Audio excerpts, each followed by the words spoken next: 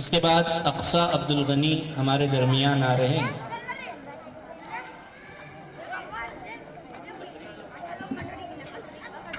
یہ کافی ذہین طالبہ ہے ماشاءاللہ۔ آپ تمام حضرات سے گزارش ہے اس طالبہ کی تقریر کو بغور سماعت ہو۔ نحمده ونصلي على رسوله الكريم اما بعد فاعوذ بالله من الشيطان الرجيم بسم الله الرحمن الرحيم يا ايها الذين امنوا اتقوا الله وذروا ما بقي من الربا ان كنتم مؤمنين صدق الله العظيم۔ محترم حضرات، معزز حاضرین، السلام علیکم ورحمۃ اللہ وبرکاتہ۔ سود ایک بدترین گناہ ہے، سخت ترین لعنت ہے، ایسی لعنت کے جو اس کا شکار ہوا تباہی و بربادی اس کی زندگی کا حصہ بن گئی، ایسی برائی جو اس کا عادی بنا اس کی نسل تباہ ہو گئی، اور ایسی بیماری کی جسے لگ گئی حیوانیت اور شیطانیت اس کے پورے جسم میں سرایت کر گئی۔ آج دنیا جن خرابیوں اور پریشانیوں سے دوچار ہے ان میں سود کا بہت بڑا ہاتھ موجود ہے۔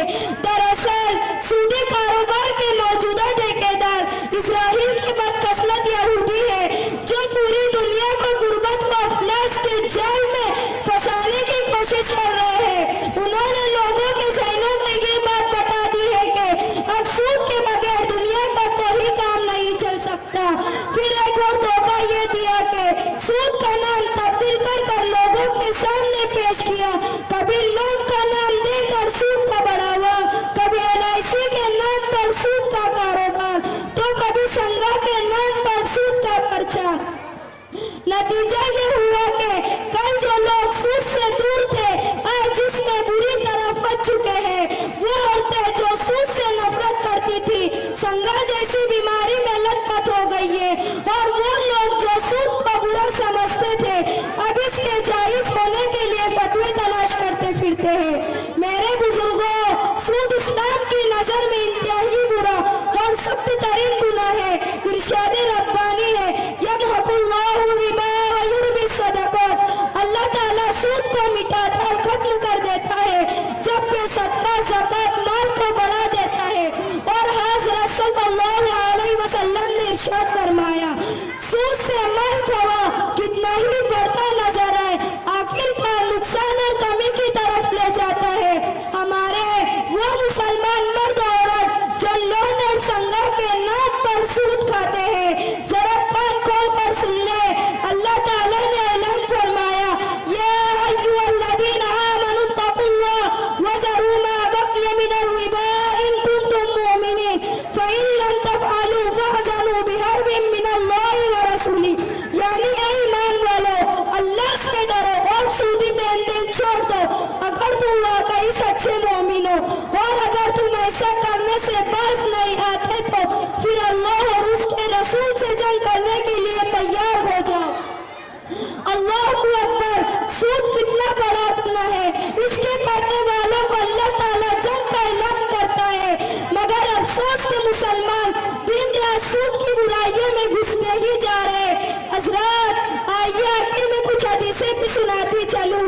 اللہ کے نبی صلی اللہ علیہ وسلم نے ارشاد فرمایا جو شخص جان بوجھ کر سود کا ایک درخت کھائے تو 36 دفعہ زنا کرنے سے زیادہ سخت ہے۔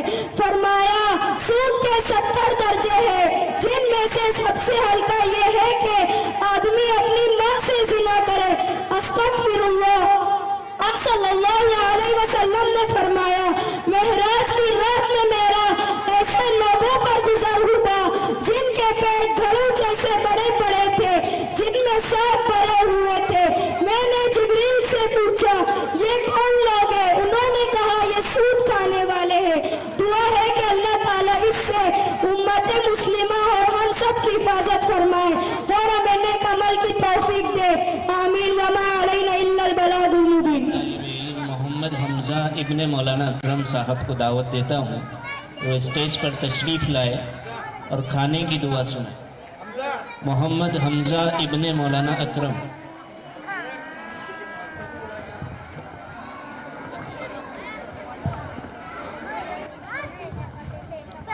آج